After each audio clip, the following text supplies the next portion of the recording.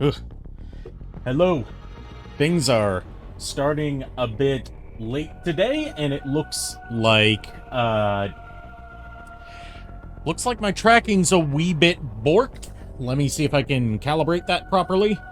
Oh, I see. There we go. That should be better. Give me a full range of movement. Yeah, stream cord more like bitch cord? Yeah, definitely. Stream cord just like decide, nah, I'm not gonna do the literal one fucking job that I have and let people know that you're live. Like olive type bork? No, that's a funny bork. This is a, irritating bork.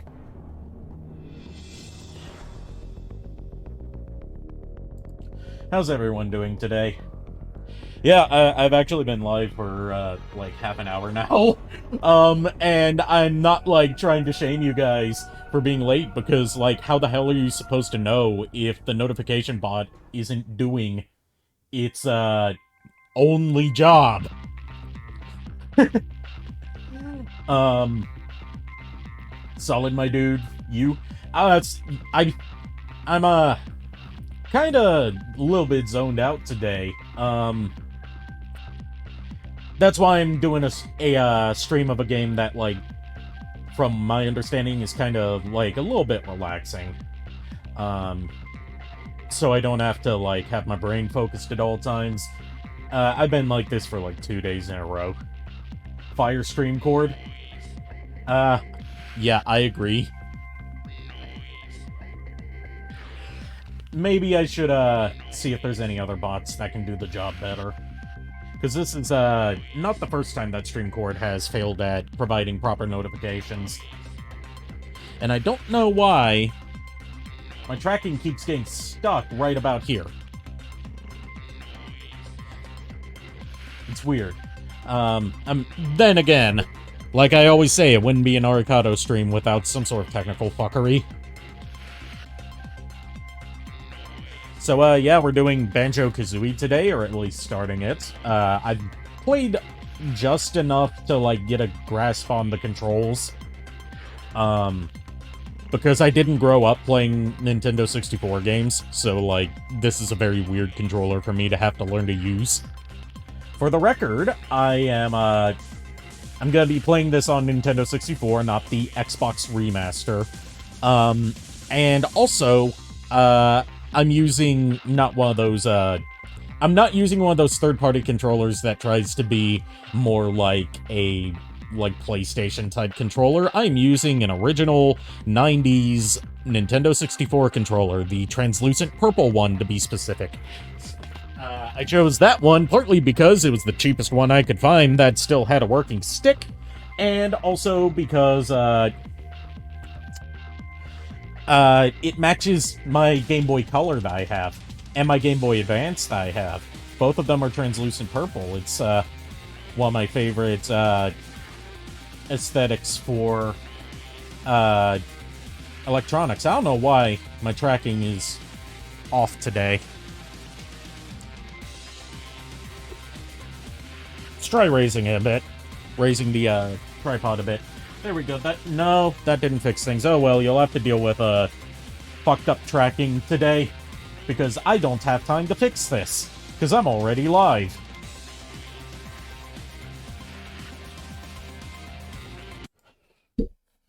Now let's, get everything set up. I'm playing this off an EverDrive, by the way. Because I just don't have the funds.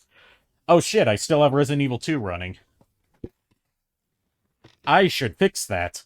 Because we're not playing Resident Evil 2 today.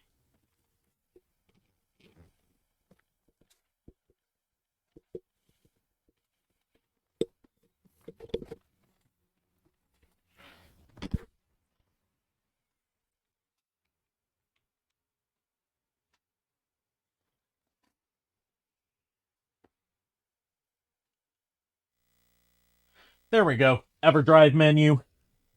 For those of you that don't know what an EverDrive is, it's a flash cart. You load up games on SD card, and you can play them on original hardware. And I have The only, like, slight modification I made to this is that I've disabled the anti-aliasing filter so I can get a sharper picture, because, Nintendo 64 games infamously look like shit on modern displays, because they have all this built-in blurring to disguise, the, aliasing that these low-poly models have.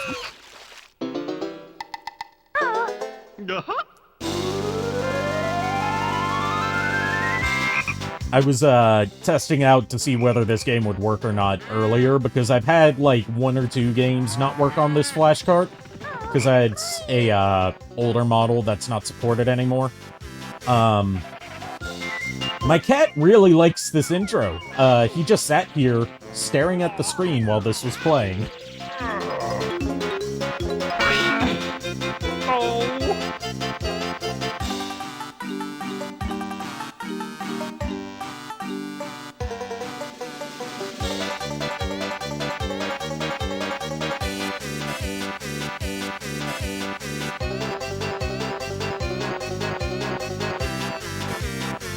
And, before I, get into the game itself, this is a direct call out to Nico Belmont, who you may have seen on my streams before, because he challenged me to, stream this sometime.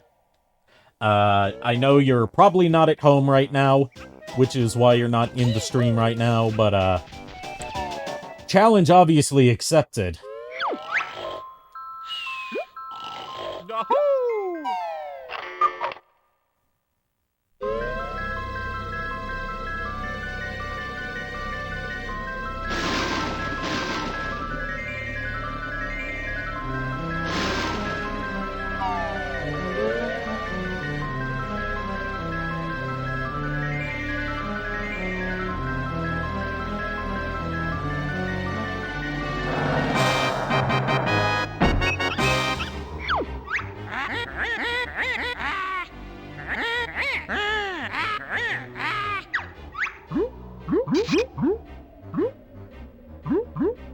Oh my god, is this whole game going to be in rhyme? I hope not.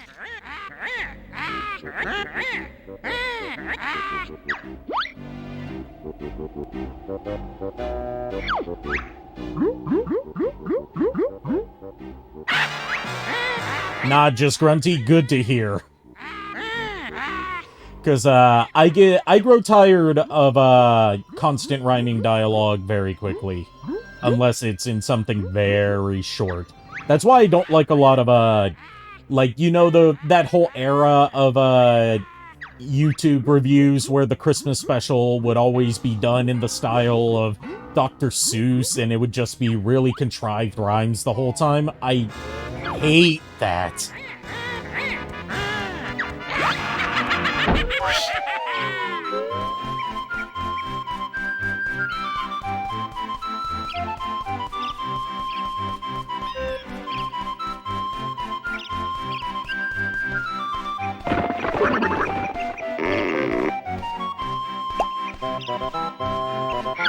I'm not reading that, Nade. You can't trick me into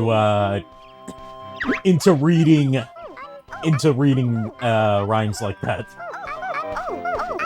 I love it when there are rhyming jokes that end with like a swear, though. I find those funny. Yeah. It's more so like the, you know, we have to make every single bit of dialogue rhyme, whether it makes sense grammatically or not, so it leads to all sorts of broken sentence structure just because we decided to impose this rhyming challenge on ourselves. It's part of why I didn't like a lot of the dialogue in Child of Light. Because that entire game is done in rhyme, and it grows old very quick.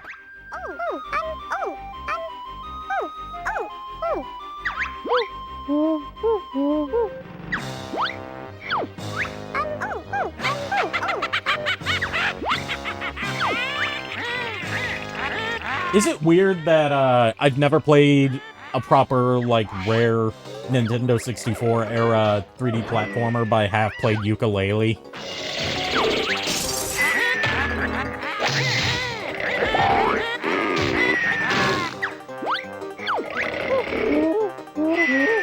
By the way, Nate, I only managed to catch, part of the Resident Evil 4 dub premiere yesterday, but fantastic work as usual from what I saw.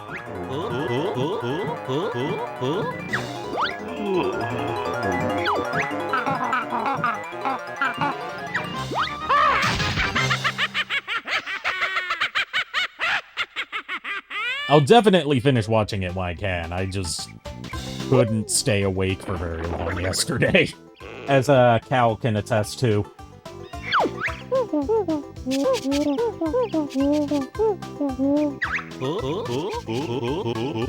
Oh my god, I love this. I'm not usually a fan of, like, the, you know, garbled gibberish dialogue. Obviously, I'm accepting of it on Nintendo 64 because they were really limited in how much space they could have. But at least, these are not annoying sounds. I especially love Banjo's, dialogue sound.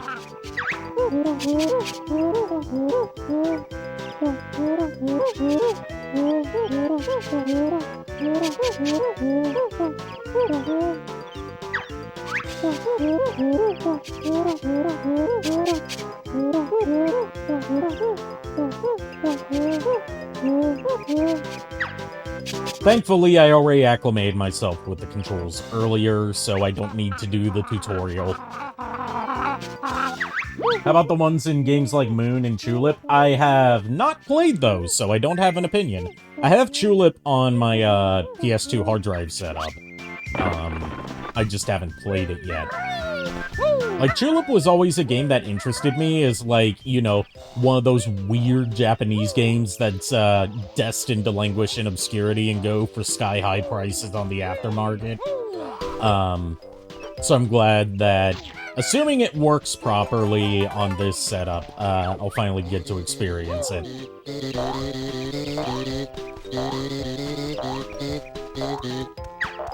Okay, collect 6 of those to increase your max health. Got it.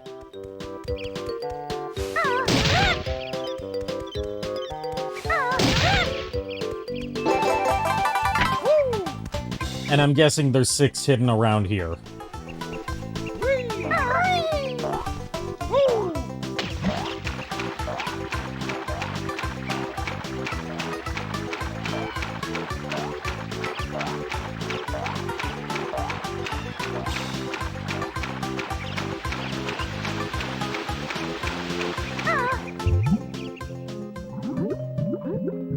Oh my god, the music's dynamic in this game. Like, it, changes instrumentation depending on, where in the map you are. That's really, impressive for N64 era.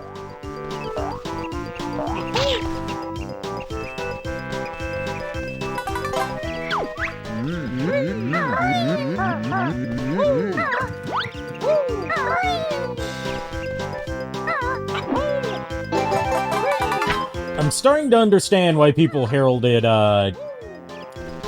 Rare as some of the most, like, programming wizardy, developers on the Nintendo 64, because holy shit, this is some impressive stuff for, how limited they were by cartridge space.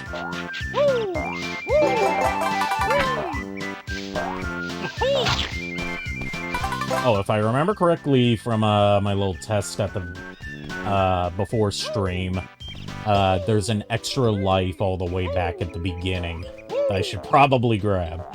Because I've heard this game's, not very forgiving with death.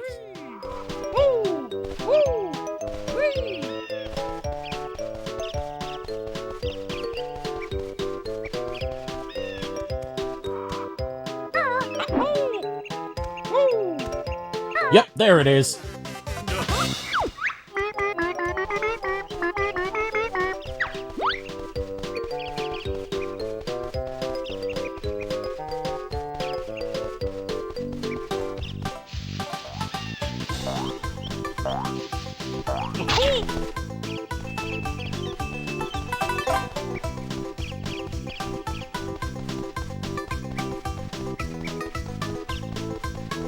I also have to say I'm not too familiar with Grant Kirkhope's compositions, because, once again, haven't played many N64-era Rare games. But he composed this one, right? but he composed all the Banjo games, I think, right?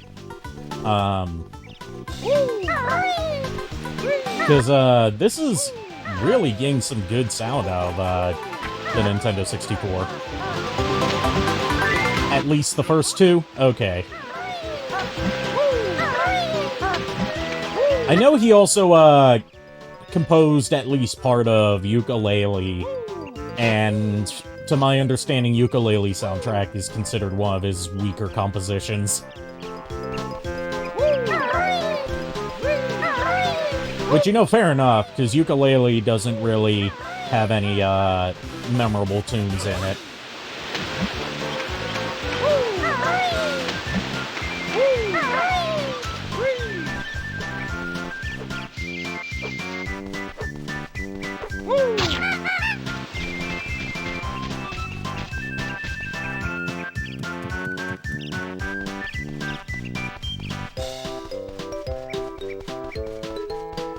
It's really wild to think about, like, when you look up the development history of Banjo-Kazooie, and not just how long it took them to get the damn game out, but how many radical shifts in not just, like, direction, but, like, genre, and even who the characters were, until we eventually got Banjo-Kazooie. It's the kind of development story where,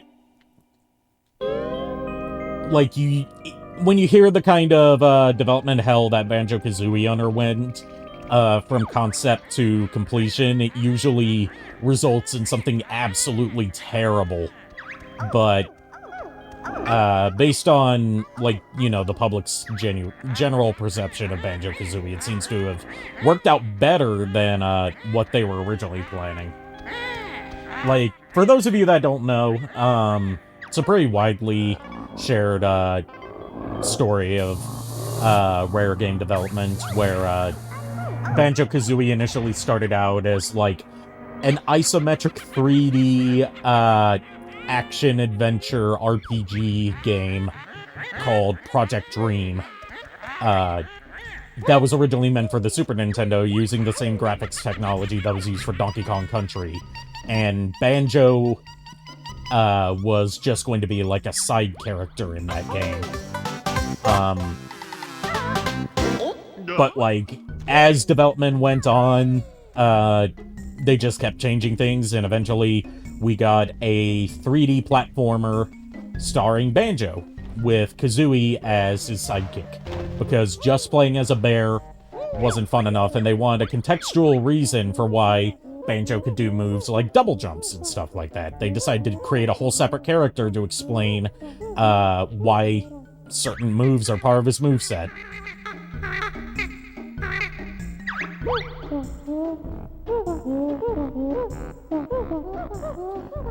Okay, so we use jigsaw pieces to fill in spaces on these. And open levels. Got it. I forgot about that game. What was it, like 4 years ago?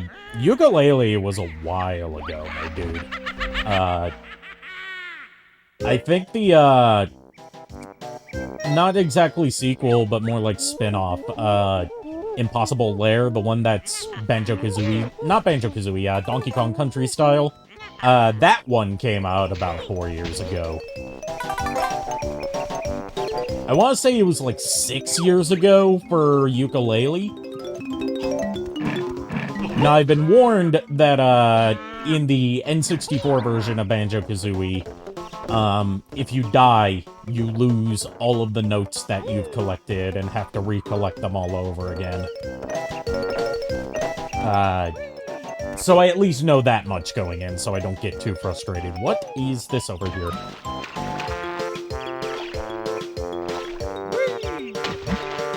Get up there.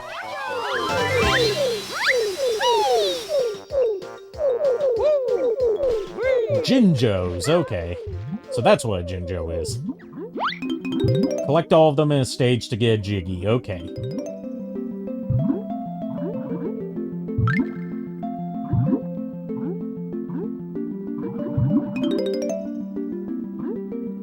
Gotta say, I do not like these swimming controls. They're, little too floaty and wide-turny.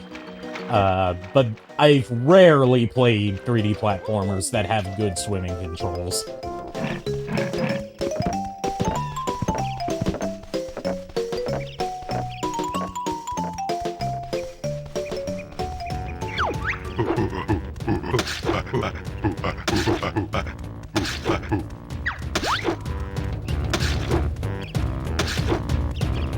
Okay, we got some switches here.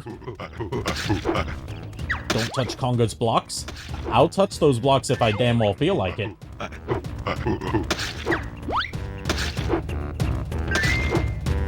Okay, so you've got to lure him to hitting the switches with oranges.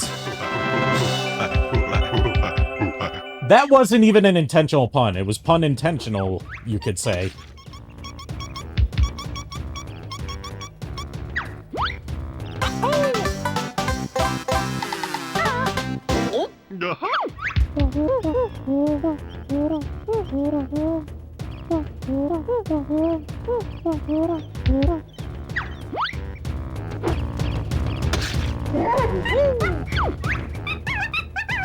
Chimpy hungry, wants orange now. Feed Chimpy. Let me guess, I get a... It has something to do with it. With this, ape, doesn't it?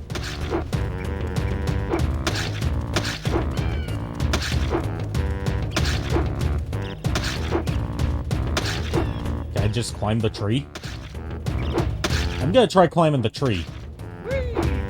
You can climb the tree.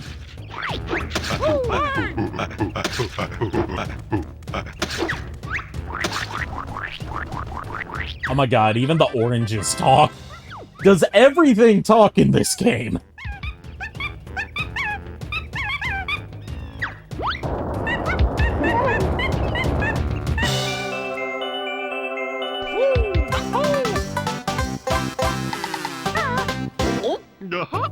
Hey, as someone that would fit the description of a fat bear in real life, I don't appreciate being called out by this game.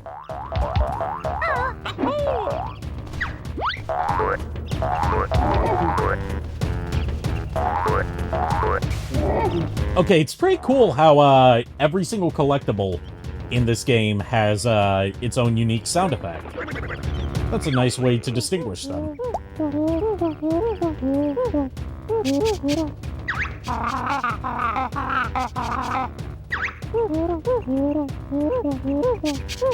Hold Z, then press the top C button to shoot. Okay. Press the bottom C button instead, and you can shoot them out from behind. Oh no. Oh no, I agree with you, Kazooie.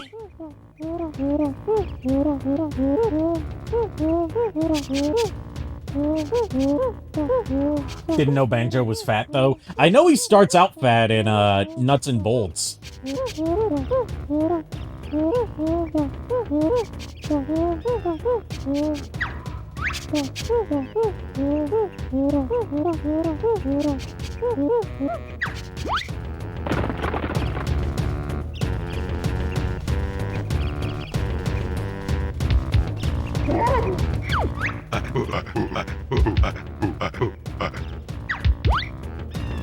Oh, you're challenging me now, are you, Conga? How about this? If I can aim properly.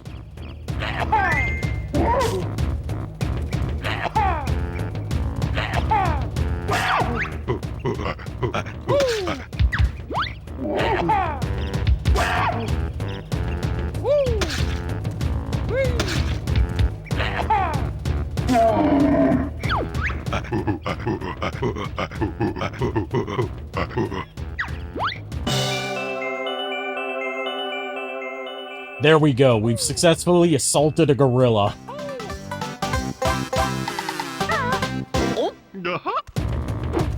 I guess you could say that was an excellent victory. Puke out your children, Kazooie, stop!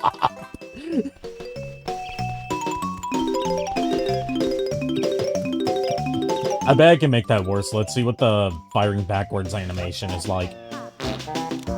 Oh no! Oh no, she just literally shits them out. Oh no.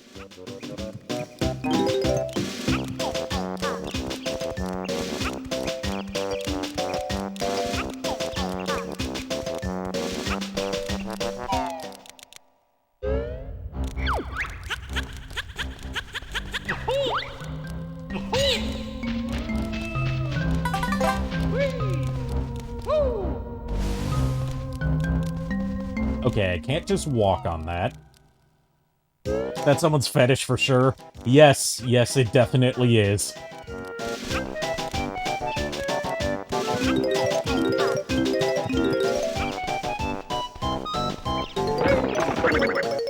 Okay, so at each of these molehills in, I'm guessing, each level, I learn a new move.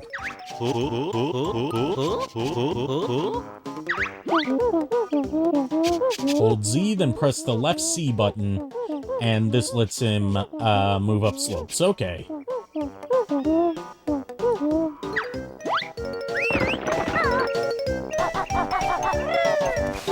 Oh my god, this is such a faster way of moving!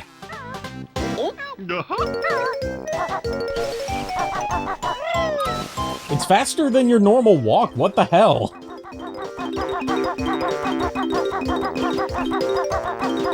I know I'm a bit early into this game, but I'm saying this right off the bat. Hot take, Banjo-Kazooie has a much better camera than Super Mario 64.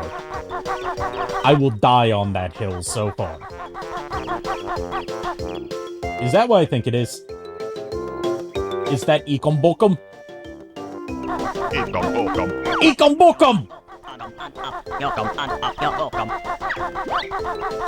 Ekom Bokum. We stan Korone and all of her associated memes in this chat.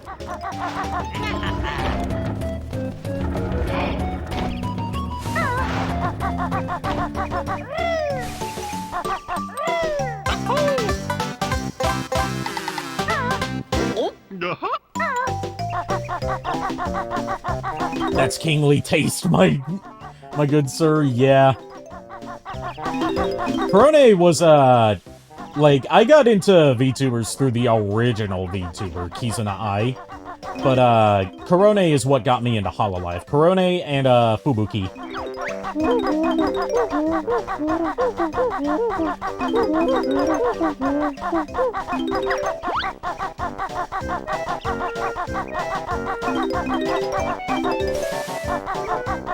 Kizuna Ai, the OG VTuber, yes. I think she's either, like, on hiatus now, or, just, like, quitting altogether.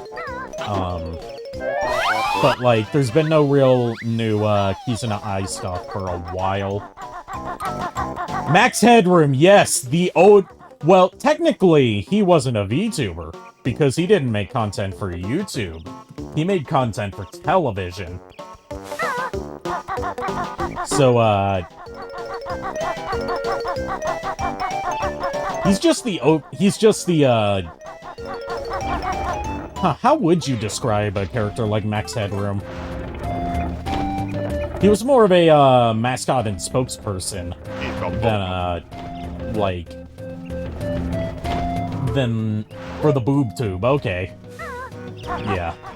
I didn't grow up with Max Headroom because I wasn't around in the 80s. But I still fucking love Max Headroom. Did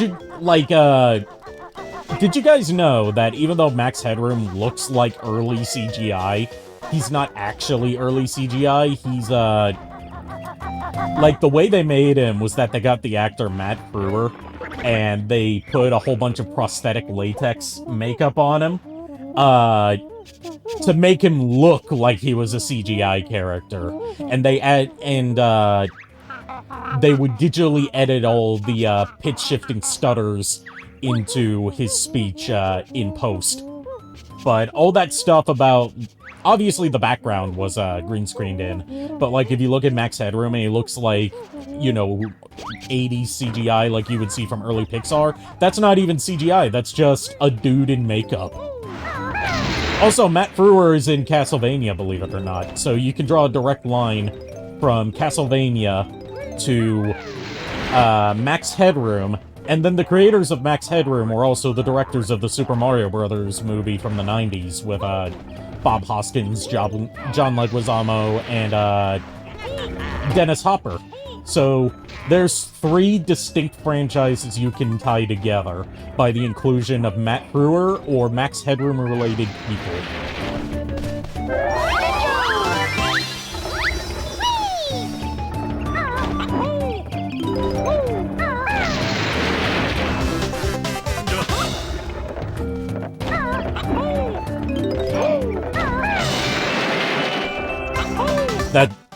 It took me a second to get that you were referencing the Mario movie with that comic Mega Man burger. A monkey! I unironically love the Super Mario Brothers movie because even though it's objectively a bad adaptation of Super Mario Brothers, it's a really good kid-friendly cyberpunk movie.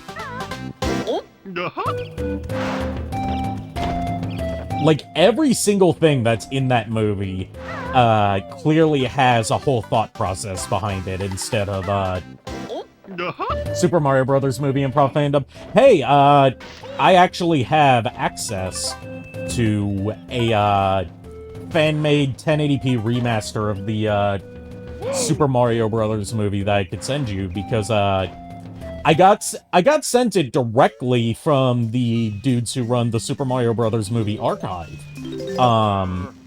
Like, they sent it to me with the condition that if I ever do a review of it, that I plug their restoration project. Especially since, in the time since they made that restoration, they've started working on another restoration now that they've gotten their hands on some deleted scenes that were previously thought to be lost that add some extra context to the story.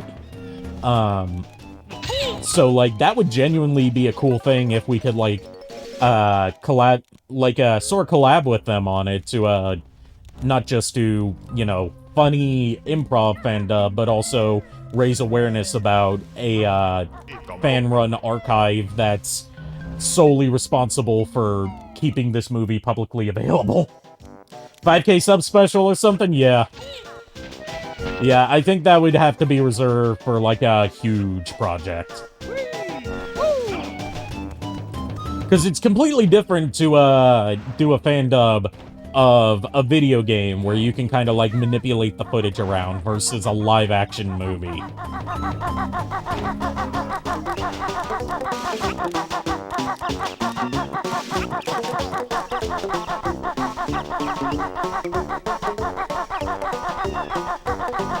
An improv fan dub of the first Spider-Man movie, so you can be, which one? Norman Osborn or Harry Osborn? Basically, do you want to be Willem Dafoe or Sex McPest?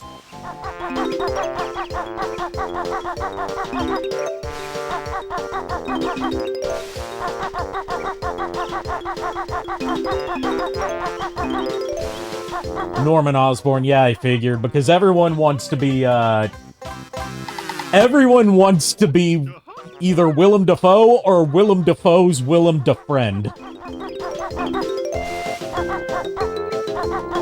Why not Spider-Man PS4? Yeah, Snapcube did that a while ago. And it's not like, obviously, it's not like, you know, they did it first so they get dibs on it. It's more so like, I'm guessing it's more so like, why do already covered ground when we can't possibly outdo it or, like, risk being too similar to theirs?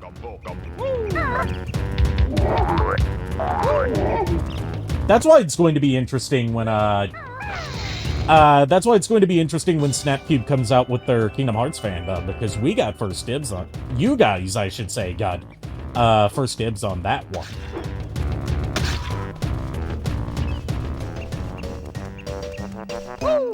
To be completely honest, I haven't watched a full Snapcube fan dub. I just watched, like, you know, the highlights from them. Like, I've not watched any of the Sonic fan dubs. I've just watched, like, you know, the clips that have gone viral from it.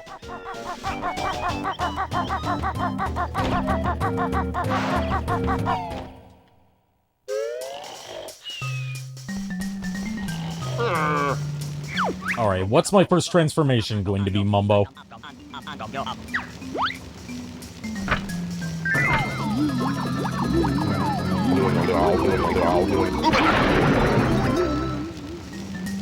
Oh my god, I'm a bug.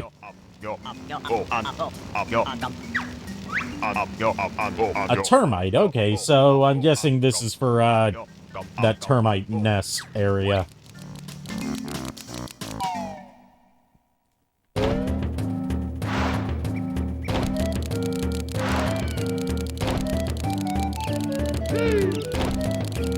You just saw what, you seriously just found out about what James Franco's been up to since Spider-Man? Dude, I feel sorry for you. I genuinely can't, like, I already had problems with his, adaptation of The Disaster Artist. But now I just can't recommend that movie to anyone because it's like... I had a friend who was taking classes from him, in college. Haven't heard anything from him about like, if he heard any, stories of that going around at the time. Ad break? Okay. I had... Ooh, nice pause music.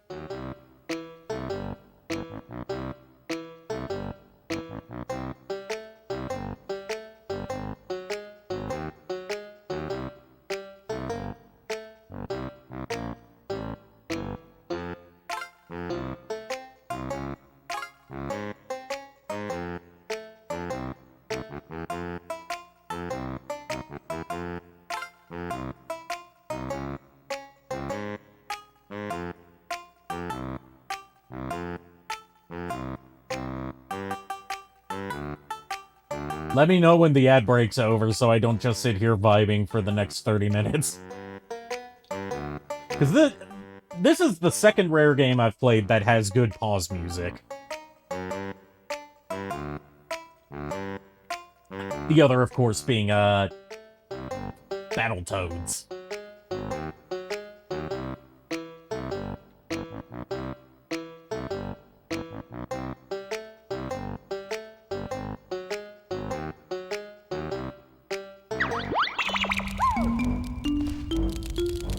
Nate says, his buddy took a class from him, too. Yeah, a lot of the stuff from, a lot of the stuff that came out about James Franco was, from people that were taking classes from him at NYU.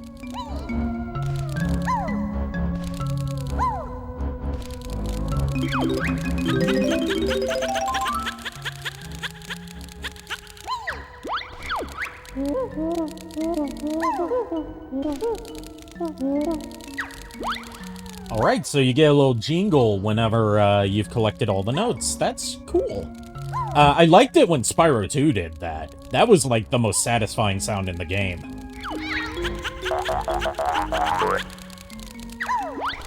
I've gotta stream Spyro sometime.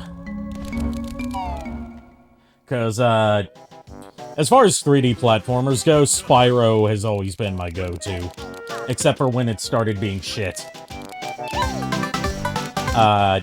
Like, the last, outside of... Oh. Big fanfare for collecting everything in the game. Cool.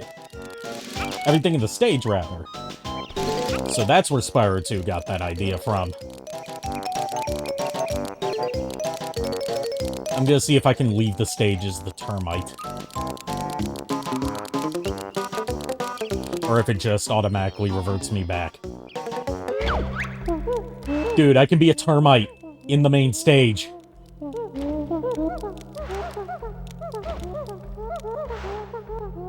Spyro the Dude, Spyro the Dragon, first of all, reignited trilogy. Second of all, Skylanders isn't even relevant anymore.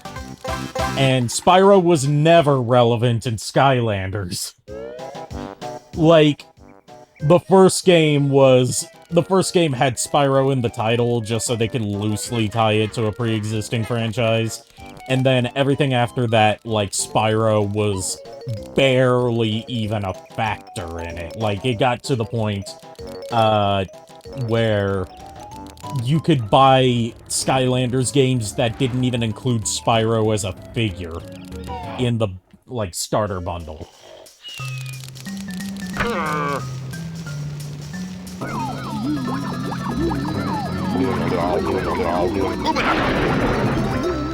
If the figures had some sort of customization IRL, I like the idea of Skylanders as a concept, like, you know, I like Toys to Life as a concept. The inherent problem with it comes from, gating off progression behind real-world paywalls in the form of pieces of plastic. That's where Toys to Life loses me. A Mecha Toys to Life game where the mech you make as a figure is what you play as in-game. Closest thing we've gotten to that is Starlink Battle for Atlas, which, the Toys to Life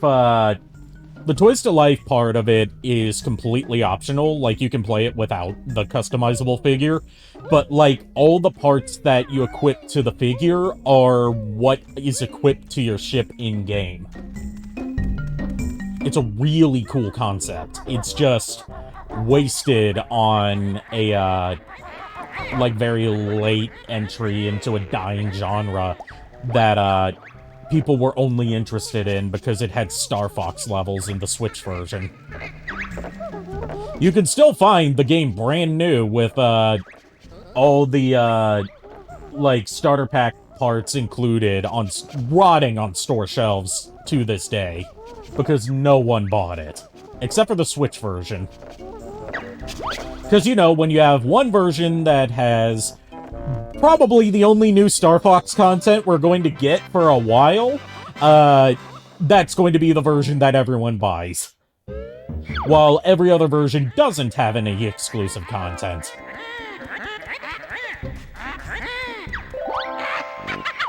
But, like, I could see, Toys to Life working in, like, an Armored Core type game, or a, Daemon X Machina type game. Not as, like, a numbered entry, but, like, as a side series.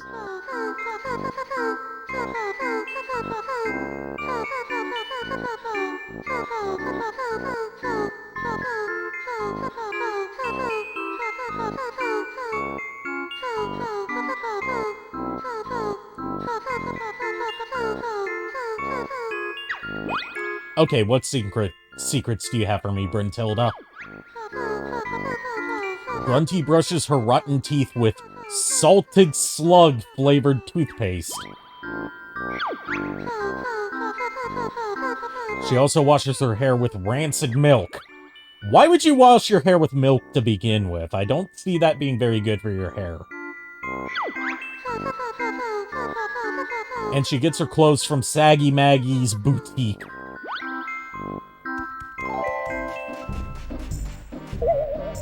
I get the feeling that I'm going to be quizzed on those later, and that I'm going to have forgotten them by the time I get there. True, if we're going by Wizard of Oz rules, then maybe she has to bathe in milk because she's weak to water. Remember LEGO Dimensions? I feel like people mainly found it as a way to get new minifigures. Dude, LEGO Dimensions felt more like a way to, make minifigures of stuff that otherwise wouldn't exist, rather than, like, a proper game in its own right. Because, like, up until recently with that, like, Sonic set, that came out, when the hell else were you going to get a Sonic minifigure? Or a Simpsons minifigure? Or a Portal minifigure?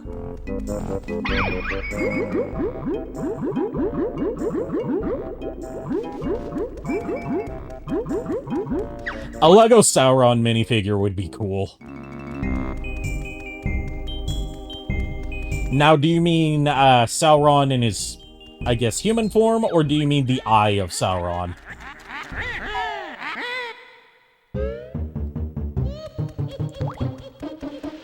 I'm not too up on Lord of the Rings lore. I've never read any of the books. I've read part of The Hobbit, never finished it. And I've only seen the first Lord of the Rings movie, Fellowship of the Ring, because I have a low tolerance for really long movies.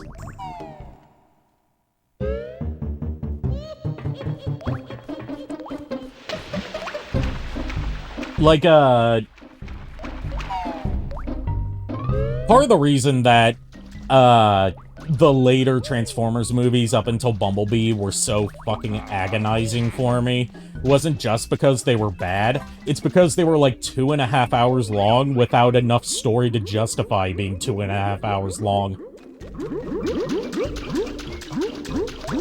It was clearly just Michael Bay being self-indulgent. Like, I get to do whatever I want with these movies, so I'm gonna make them super fucking long. Even though we only have enough story for less than half of that.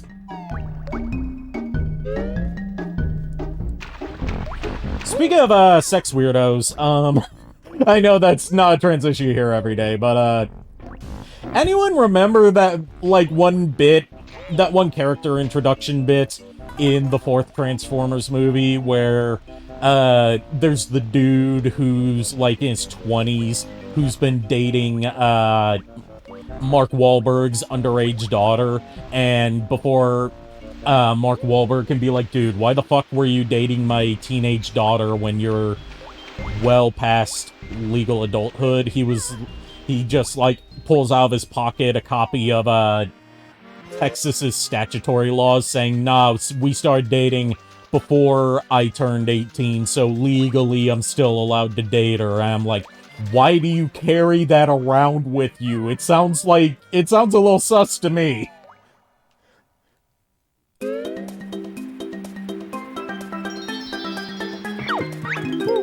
Like, you could have just gotten away with saying we started dating while we were both kids. And then that would have been, like, okay?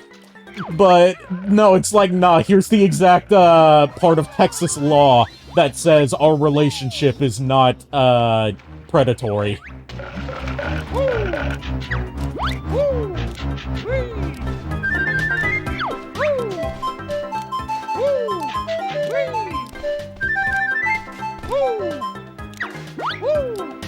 They killed off another character, this fucker. Yeah, I don't remember much of, Age of Extinction, because, that is a perfect example of a movie just going in one ear and out the other without anything really sticking.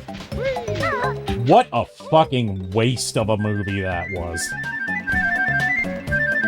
Especially since, if I remember correctly, it ended on, like, a cliffhanger for where, Transformers 5, which ended up being The Last Night, was going to pick up, and then The Last Night just immediately doesn't follow up on that cliffhanger and goes off on its own tangent for the rest of the movie instead.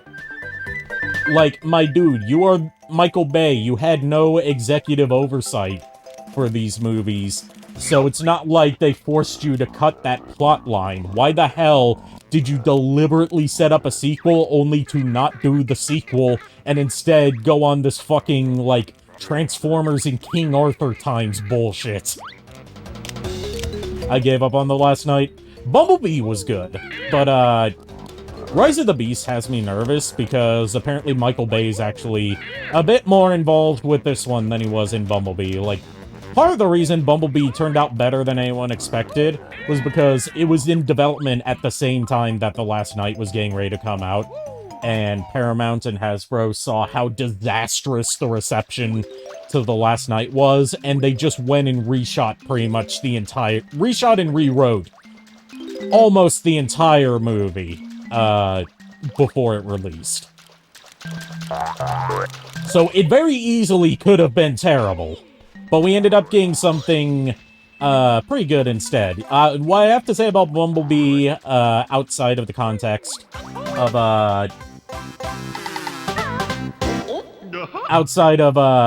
the context of the larger Bayformers franchise is it's the best Iron Giant movie that I've seen since the original Iron Giant. Yeah, we got another Transformers movie. It was supposed to come out this year, but it's been pushed back to next year.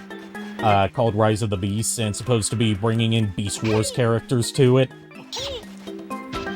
Michael Bay's not directing it, but he's executive producing it or something, and, like, all the interviews that have come out have been with him rather than with the director.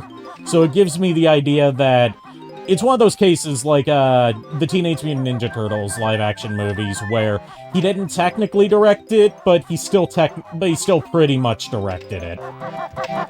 Like, it's got someone else with the director's credit, but Michael Bay was still running the whole show. Beast Wars characters to kill off in a span of minutes. We've already seen what Optimus Primal is going to look like, and not a fan. Like, Optimus Primal was almost in The Last Knight, but he was cut at some point of development. But there's still concept art of what he would have looked like, and it seems like they're going in that direction where, like, instead of Transformer that turns into organic gorilla because that fits into the plot of Beast Wars, it's like robot that turns into robot gorilla. At that point, it's like, why even have an animal disguise if you're still going to be a giant robot?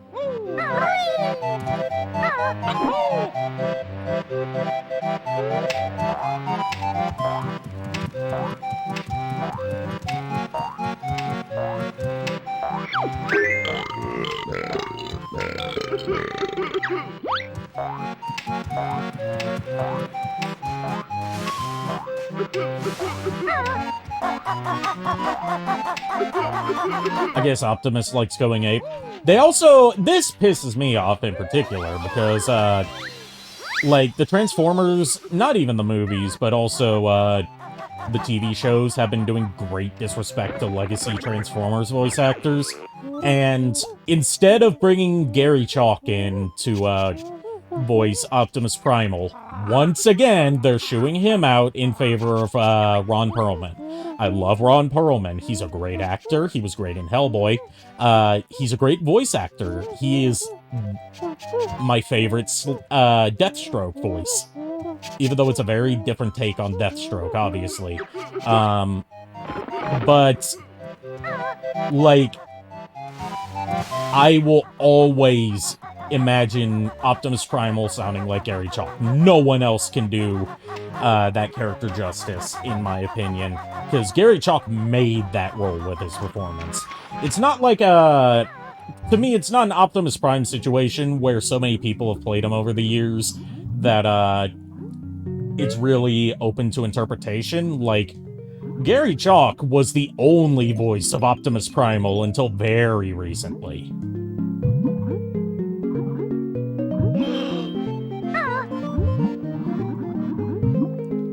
Like, I'm open for, bringing in new talent to, play legacy characters, because I don't think that, like, there should be, like, some sort of contractually mandated dibs on, who gets to play Transformers characters. That's actually led to, some of the best, new interpretations of characters we've gotten, like, what's his name,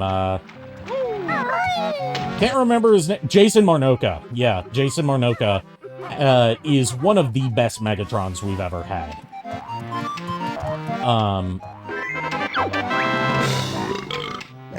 But then there's cases where they either just want star power, so they can have, like, oh, look at this, it's got this celebrity in it, and that's why they keep getting Ron Perlman to voice Optimus Prime. Or it's cases where they want to not pay union fees for a voice actor, which is why Peter Cullen has barely been in anything Transformers related recently. Like, even with Bumblebee, he revealed that even though he voices Optimus Prime in that movie, they actually shot the entire movie without him voicing Optimus Prime. They had John Bailey voice him instead, who does a good Peter Cullen impression. But then they brought in Peter Cullen, like, during the final stages of dubbing to redub all of John Bailey's scenes. So, more or less, they could get away with paying him less since he wasn't there for the entire production.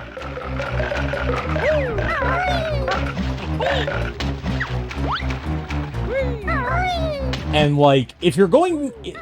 It's disrespectful how they've been, treating a lot of their older voice actors. Especially with the recent stuff with fucking Jake Fushi, voicing Optimus. Like, that was a case of... We're going to be so fucking cheap when hiring an actor that we're not even going to hire an actor. We're going to hire someone from Vine who can do a Peter Cullen impression. Not even a good one, just an impression. And he's going to be our new Optimus Prime. He's going to sound like a bootleg Peter Cullen, and it's going to sound terrible. But hey, it saves us a few bucks in production because then we don't have to pay Screen Actors Guild dues.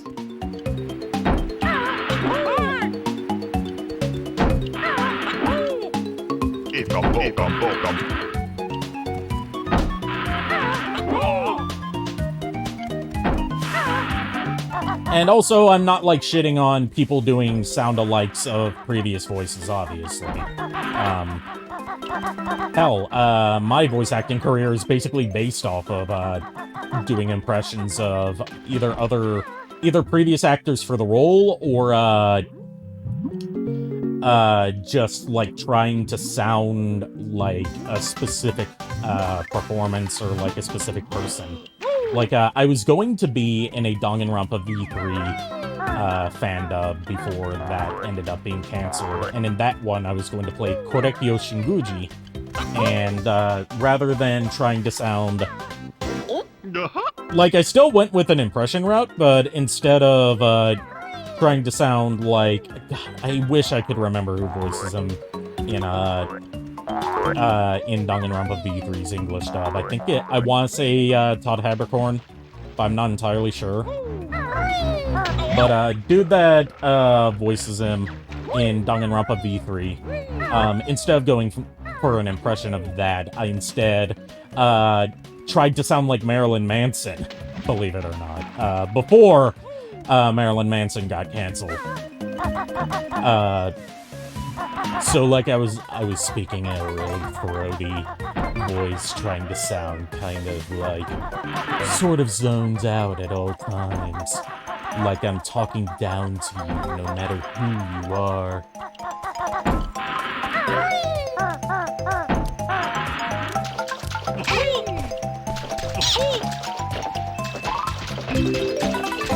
You really like my take on Agnes in DMC4? Dude, I did, real talk. This is, like, really bad of me, but, I didn't even, like, rehearse a voice for Agnes. I just, like, came up with it on the spot. Because, I wasn't even prepared for, the improv dubbing that day. I was just, I was like, oh shit, that's today! But I'm glad you think I did I'm glad you think I did a good job on it.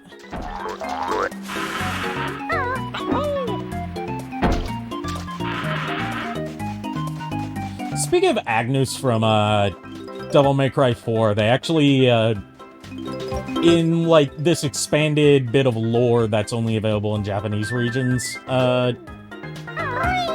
to my understanding, they actually managed to fit Agnes into expanded bits of Devil May Cry to tie in the events of Devil May Cry 2 to Devil May Cry 5. Like, you've already got, you know, Agnes is somehow the father of Nico, which it's like, how did someone like Agnes, one, get laid, and two, produce someone as fucking beautiful as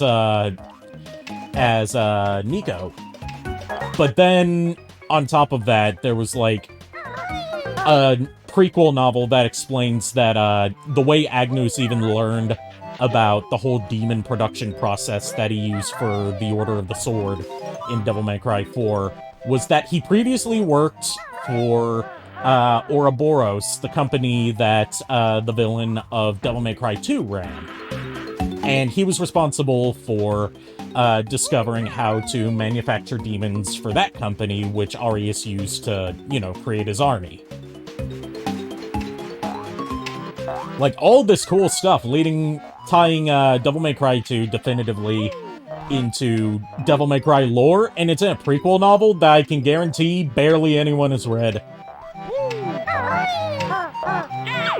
That prequel novel's crazy, dude. Like, it also confirms that, like, what's her name? Mathieu, Lucia's adopted mother, had a fling with Sparta in the past.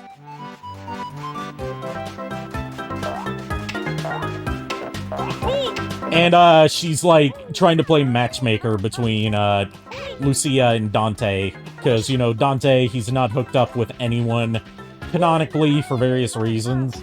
And then, Mathieu is like, hey, you should totally bang my daughter so I can have grandkids.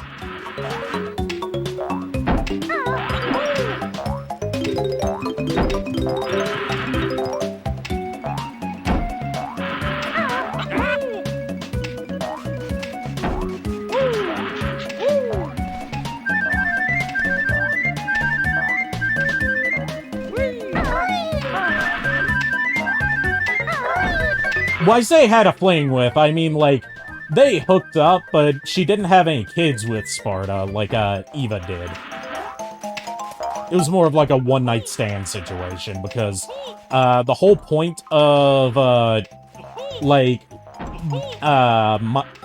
Mathieu and, Lucia's role in the plot is that they are part of a clan a clan of humans that descended from demons,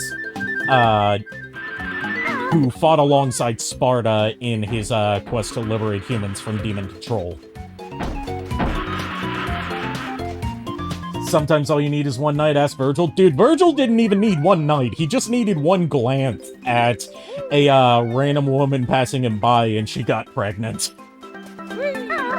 It's canon that Virgil is so sexually charged that just one look at him can get you knocked up.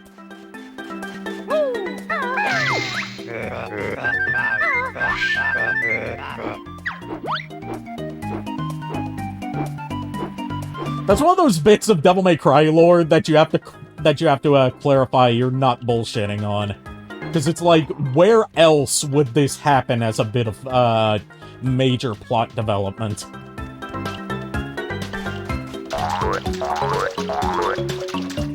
Capcom men are like a different league. Capcom men are all either like celibate heroes through choice, or they're so like inherently sexy that they can impregnate people just by looking at them.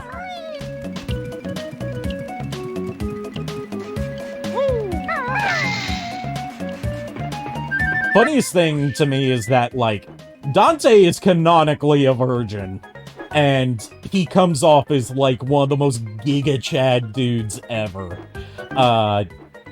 Whereas the reboot Dante canonically fucks nonstop, and yet he's one of the lamest people that Capcom has ever come up with.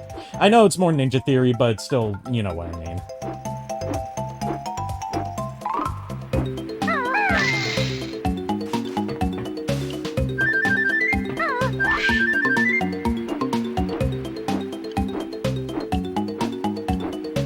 I've lightened up on my opinions on DMC Devil May Cry over the years, but I will never let that game live down opening with a montage to show this is Dante, this is our Dante, and our Dante fucks.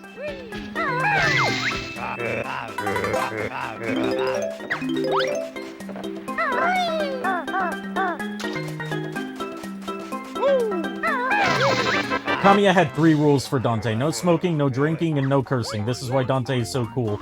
Yeah. Like, Dante was inherently designed to embody, Kamiya's, ideal cool person, right down to his color scheme. Like, the general outfit design was taken from the classic manga series Space Adventure Cobra, which Kamiya was a big fan of. And having his main color for his outfit be red was drawn from, which also carries over into Beautiful Joe, funnily enough, is from this, like, Japanese association of the color red being associated with bravery and hot-bloodedness. So it's literally, to Japanese audiences, you can take one look at Dante and know exactly what kind of character he is.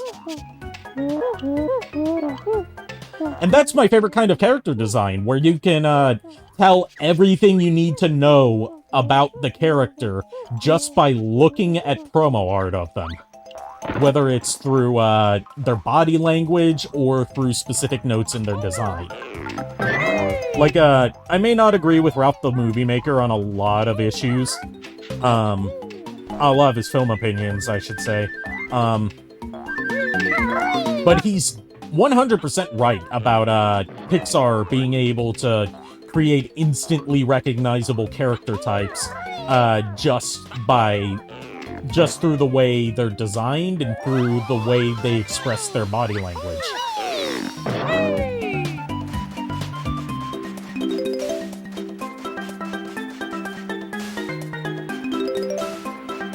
Like, the way he presented his argument, and it's one that I'll always go back to as, like, a key example of why character design is very important in any piece of media, is, like, you look at James P. Sullivan from, or Sully, rather, from Monsters, Inc. You look at one picture of him, and you know his entire personality just from how he looks and from his body language. Dante's a case where... Yeah, lol, Ralph the Movie Maker. Dude's, like, I prefer with Ralph the Movie Maker, I actually don't like much of his, like, takedowns of big Hollywood movies. I actually prefer where he just looks at really bizarre shit that no one's heard of. Like, I can guarantee that Scorch's PFG TV has gotten its fandom nowadays solely due to him discovering it.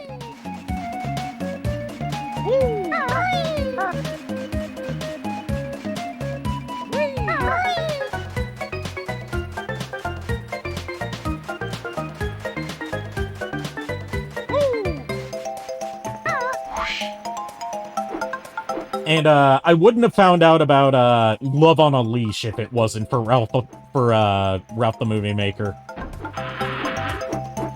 Because Love on a Leash is it's definitely something.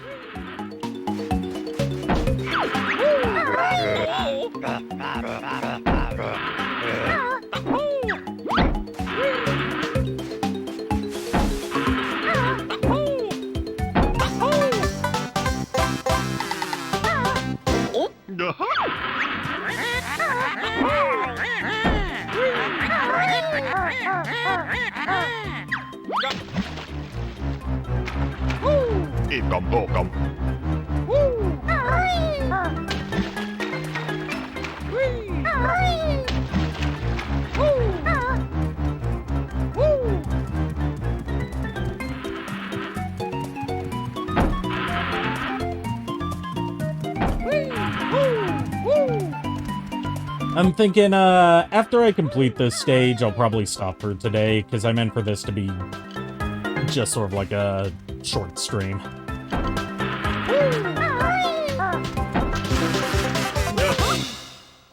And also because, I promised Tashai and Nico that I would roleplay with them tonight, because I've been putting that off for, like, weeks now.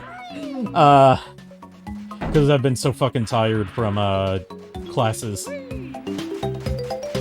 To the point where I feel bad, like I've been neglecting my friends because of it.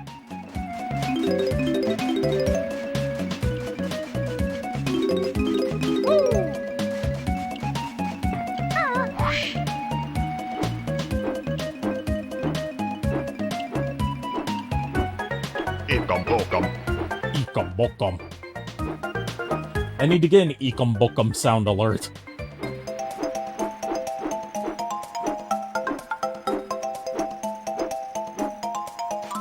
very weird that they give you flying this early into the game. I always expected that to be a late game ability, like it was in Yooka-Laylee.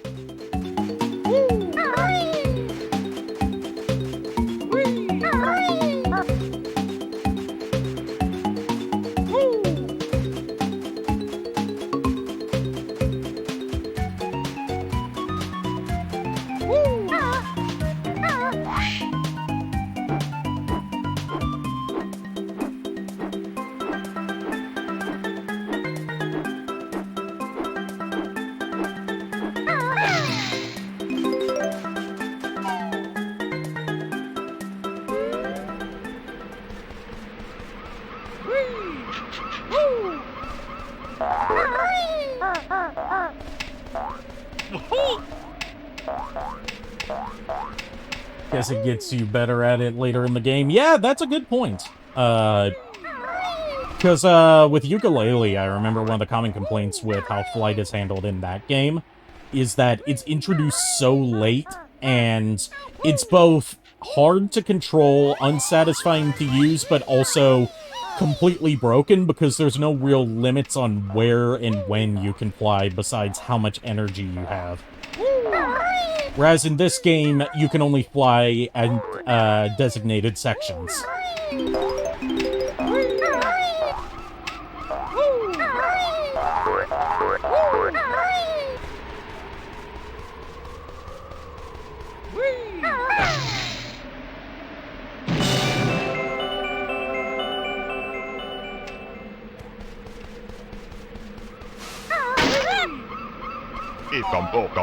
All these ikombokums and nothing to spend them on.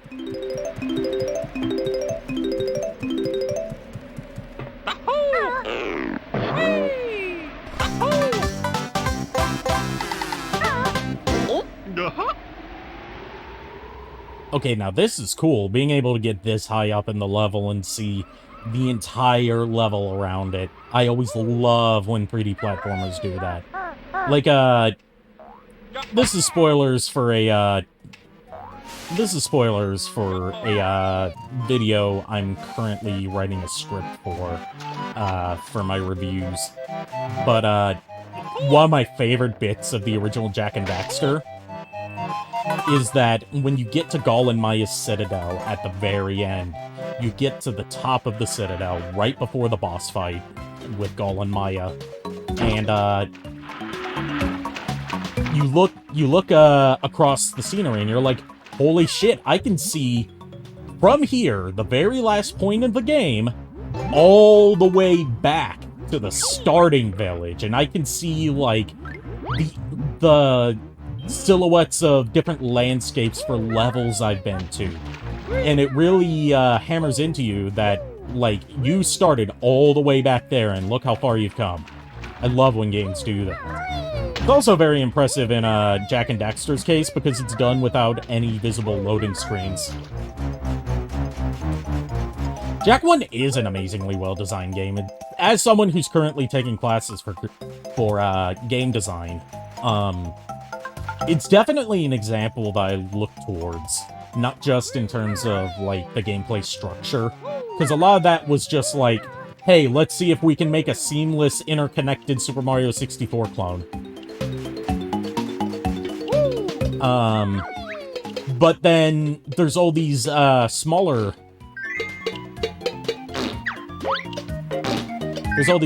details that went into its development. Where, like,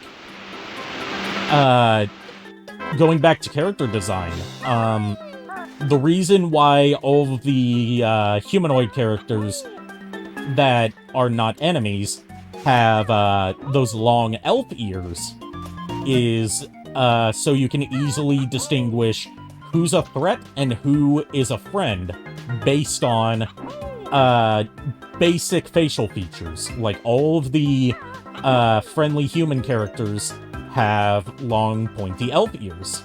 Whereas all of the villains, including basic enemies right down to Gall and Maya, have, like, darker colorations and, like, a distinct underbite.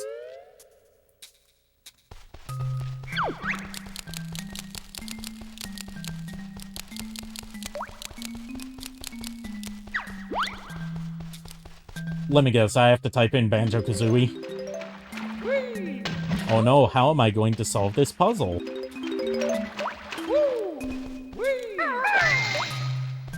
Oh no, there's a timer, fuck!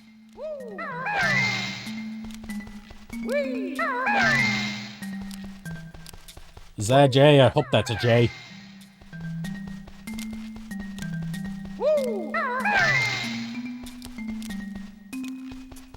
Where's a K? There's a K. K. Another A.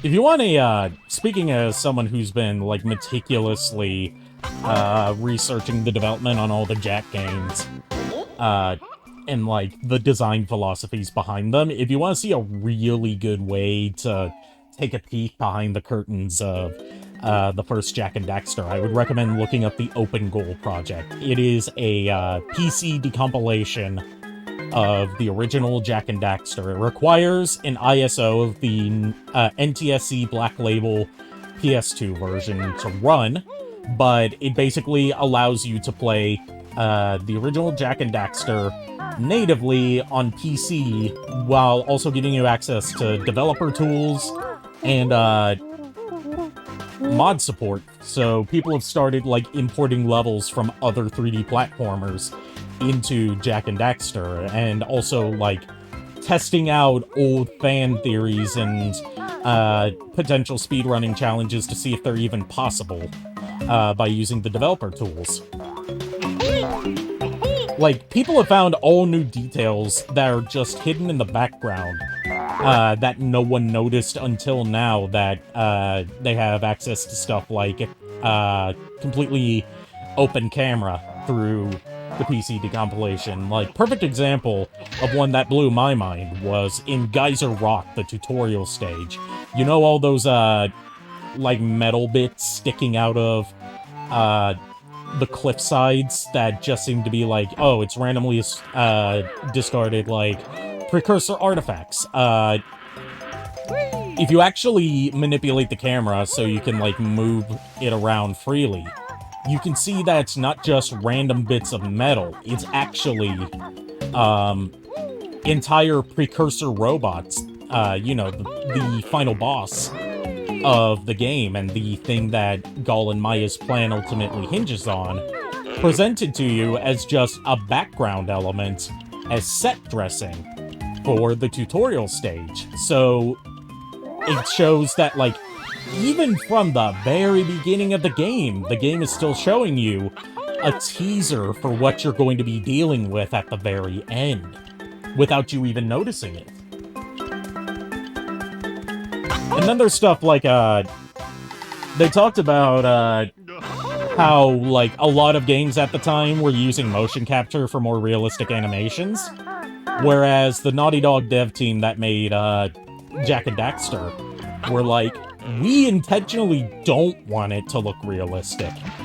We want it to look as cartoony as possible, so it feels more satisfying when you hit stuff, or when you land a perfectly timed jump. There's a lot of squash and stretch and exaggeration on features in the middle of animations to make sure that everything has extra impact to it. Like, when you do Jak's sliding punch, not only does he stretch out a bit, his fist grows in size. And to make sure that the animations still look natural, connecting to each other, they developed this, like, middleware program themselves that sort of creates in-between frames that connect, animations, so you never see, like, an awkward jump between preset animations. Like, if you're running at full speed and then you, stop and go into a spin, it will automatically create an in-between frame so it looks completely natural. It's some fucking genius level attention to detail that you didn't see often back then and rarely see nowadays because everything can just be automated.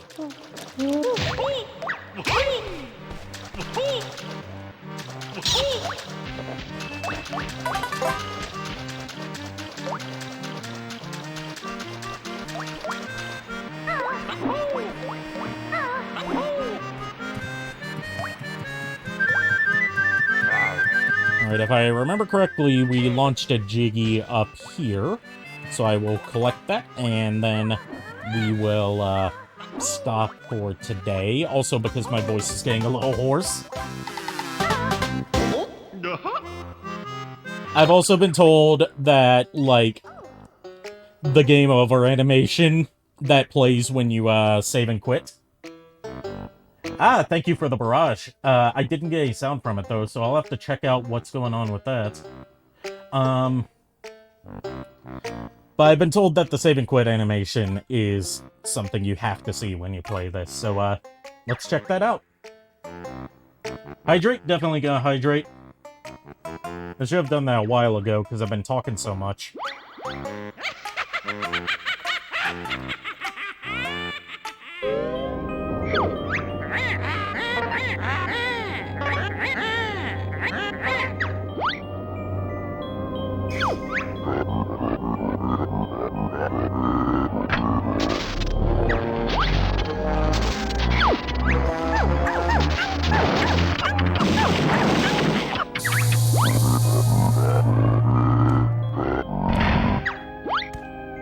What's Grunty gonna look like?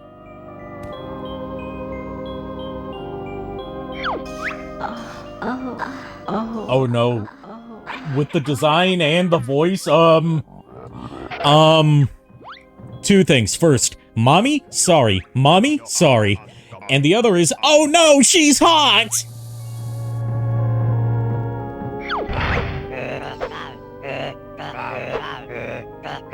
I like that she still has the laugh, yes!